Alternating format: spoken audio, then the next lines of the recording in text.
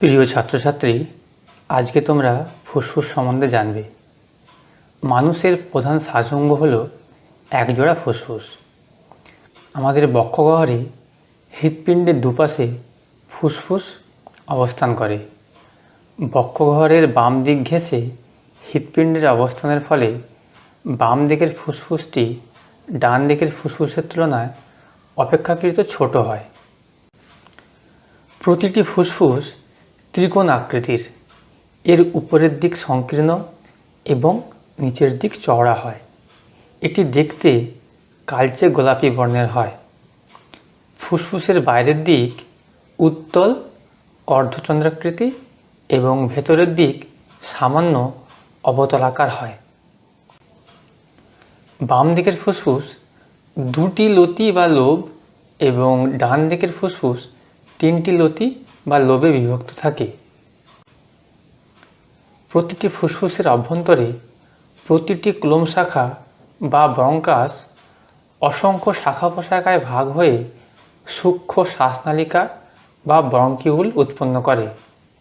সবশেষে ব্রঙ্কিউলের অগ্রভাগ স্ফীত ও প্রসারিত হয়ে অসংখ্য বায়ুথলি বা অ্যালভিওলাই সৃষ্টি করে। প্রতিটি ফুসফুসে প্রায় 10 কোটি বায়ুথলি থাকে। বায়ুথলির গায়ে ফুসফুসীয় রক্তজালক থাকে। ফুসফুসীয় বায়ুথলি ও ফুসফুসীয় রক্তজালকের মধ্যে অক্সিজেন এবং কার্বন ডাইঅক্সাইডের আদান প্রদান ঘটে এবং বহিস্থ শ্বাসক্রিয়া সম্পন্ন হয়। প্রতিটি ফুসফুস দ্বিস্তরীয় প্লুরা নামক আবরণ দ্বারা আবৃত থাকে। ফুসফুসের কাজ কি? এক কথায় বলা যায়, বাইরে থেকে বাতাস শরীরের ভেতরে টেনে নেওয়া, সেই টেনে নেওয়া বাতাস থেকে অক্সিজেনকে রক্তে পৌঁছে দেওয়া আর শরীরে তৈরি হওয়া কার্বন ডাইঅক্সাইড রক্ত থেকে টেনে নিয়ে বাতাসের সঙ্গে শরীর থেকে বের করে দেওয়া। আমরা শ্বাস নিই আর শ্বাস ফেলি কীভাবে? আমাদের পাঁজরের ফাঁকে যে পেশিগুলো আছে তাকে বলে পঞ্জর পেশি। বুক আর পেটের মাঝখানে ভেতরে আছে আরেকটি পেশি, এর নাম হলো মধ্যচ্ছদা বা ডায়াফ্রাম। এগুলির সাহায্যে একবার আমাদের বুকের খাঁচা ফুলিয়ে তোলা হয়, তখন বাতাস ভেতরে ঢোকে, একে বলে প্রশ্বাস। আবার এই পেশিগুলো ঢিলে হয়ে গেলে বুকের খাঁচা চুপসে যায় আর বাতাস ভেতর দিয়ে বেরিয়ে যায়, একে বলে নিঃশ্বাস। ফুসফুসের সমস্যা ও তার লক্ষণ। হাঁপানি বা অ্যাজমা, এতে কি হয়?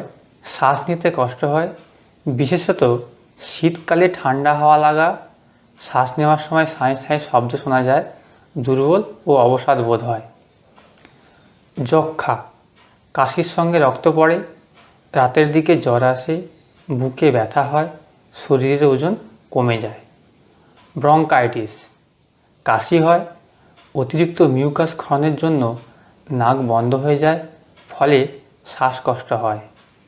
নিউমোকনিওসিস, সুতোর কণা, ধূলিকণা বাতাসের সঙ্গে ফুসফুসে ঢোকে এবং কাশির উদ্রেক হয়, ফলে শ্বাস নিতে কষ্ট হয়।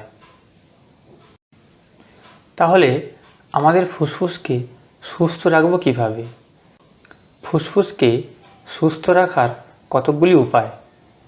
ধূমপানের ফলে ফুসফুসের অনেক রোগ হয়, তাই ফুসফুসকে সুস্থ রাখার জন্য ধূমপান করা বর্জন করতে হবে।